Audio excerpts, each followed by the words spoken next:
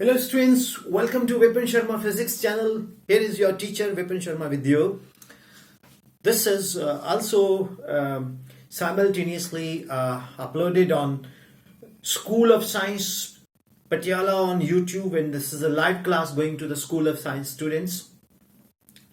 Dear students, इससे पहले हमने इफेक्ट ऑफ टेम्परेचर स्टडी किया जिसमें टेम्परेचर कोएफिशिएंट को डिफाइन किया.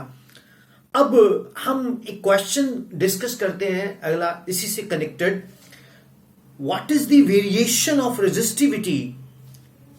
लिख लीजिए, variation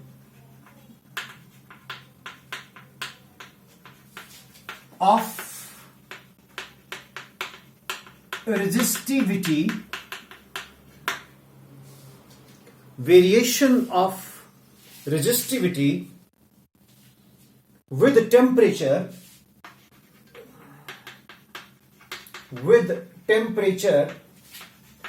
and temperature coefficient of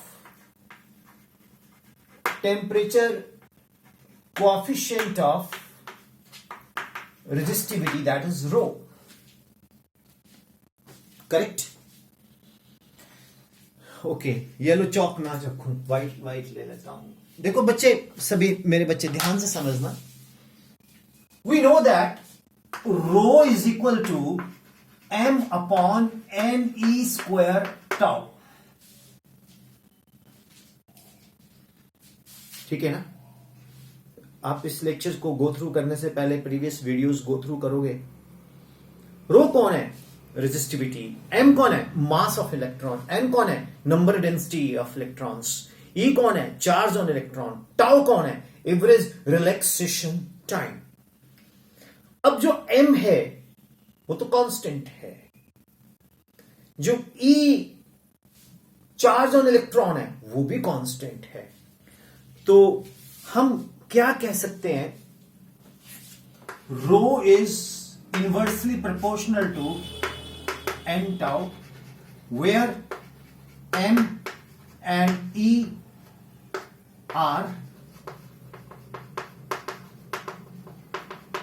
constants. The rho is inversely proportional to n into tau. Is it clear, students? Look, students, as n number density does not depend upon temperature. मैं इसको divide कर देता हूं board को. Does not depend upon temperature. Therefore, rho is inversely proportional to tau. Rho is inversely proportional to tau. What is tau? Average relaxation time. तो जो resistivity है, that is रो, वो टेम्परेचर के साथ कैसे वेरी करेगा? ध्यान से देखिए. अगर हम टेम्परेचर को इंक्रीज कर देंगे तो collision between the free electrons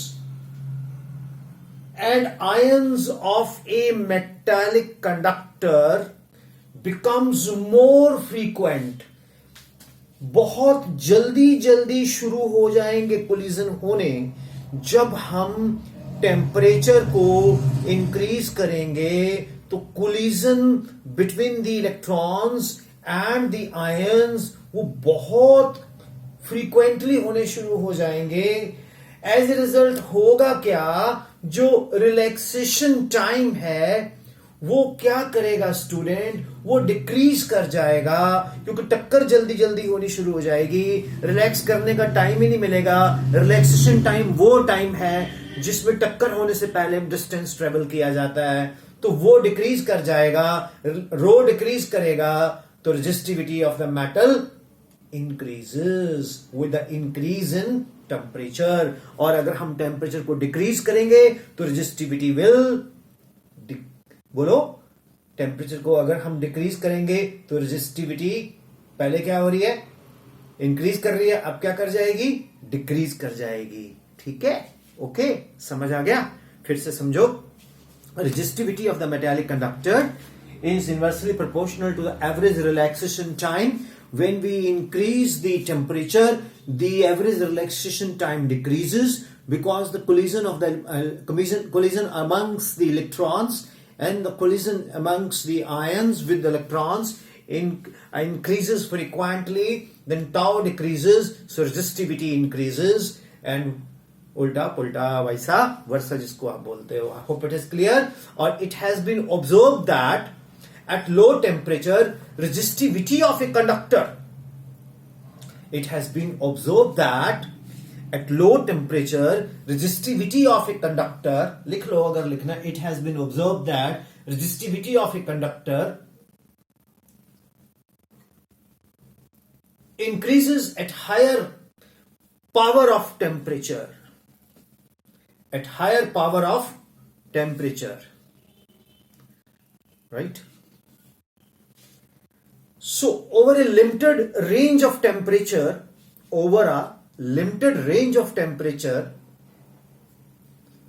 the variation of rho with temperature is expressed as below. Rho equal to rho naught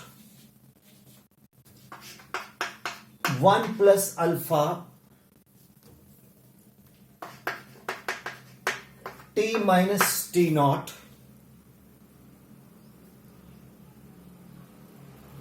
where rho naught is the resistivity at temperature T naught degree.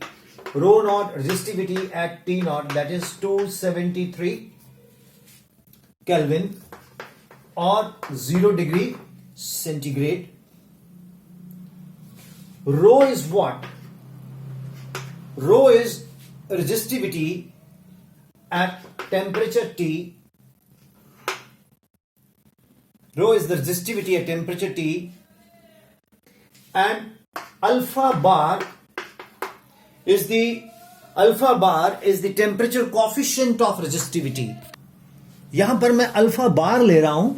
Alpha bar is the temperature coefficient of resistivity, and alpha अगर हम लिखेंगे वो temperature coefficient of resistance आएगा. Okay, तो clearly जो alpha bar है वो किसके इक्वल है? That is alpha bar is equal to rho minus rho naught upon alpha T minus T naught. Rho minus rho naught इसको हम लिख सकते हैं delta rho, T minus T naught इसको लिख सकते हैं डेल्टा टी. तो alpha bar is equal to delta rho, the increase in resistivity upon what? Students, it should be rho naught. I'm sorry. Delta rho upon rho naught delta t, right?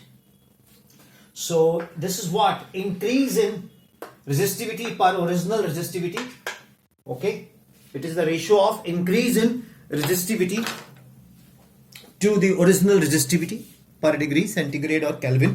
जैसे हमने alpha define किया था, increase in resistance per unit resistance per degree centigrade or Kelvin. So my dear students, ये आपको समझ आया? Clear? Note कर लो.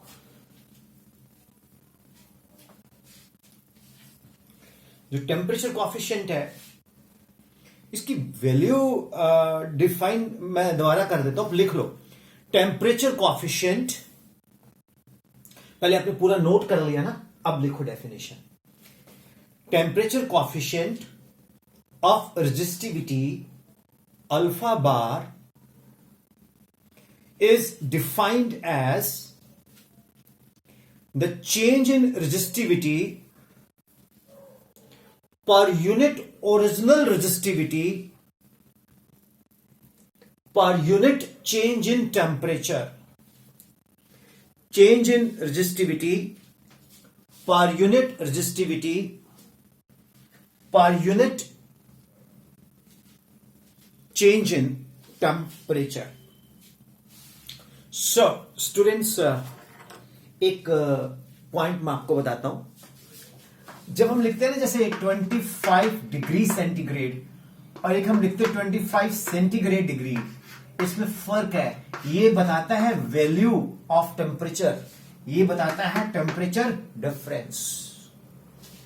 Okay, कभी कभी कुछ एक्स्ट्रा चीजें दिमाग में आती है, मैं आपको साथ के साथ बताऊंगा डेफिनेटली.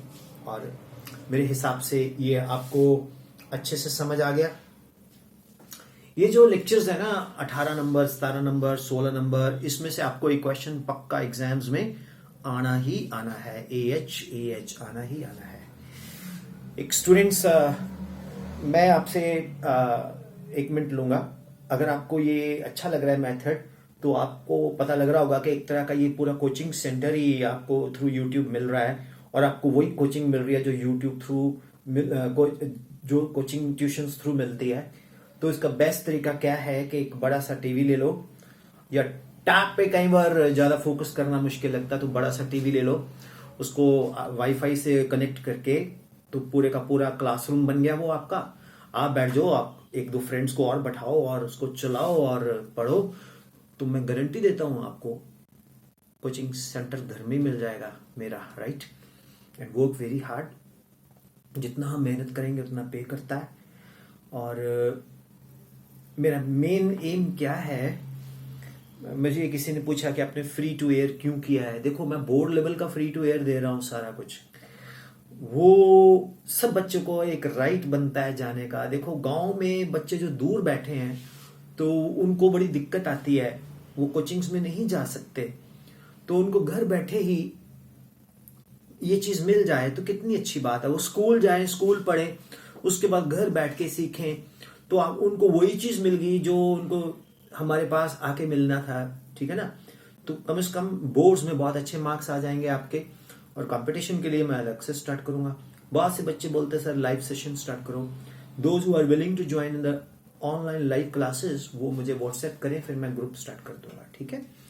सो ऑलरेडी मेरे 2-3 चल रहे हैं ग्रुप. राइट, अच्छा कर रहे हैं वो लोग. So God bless you. Work very hard. Let us work more hard, right? Thank you. Bye-bye. God bless you.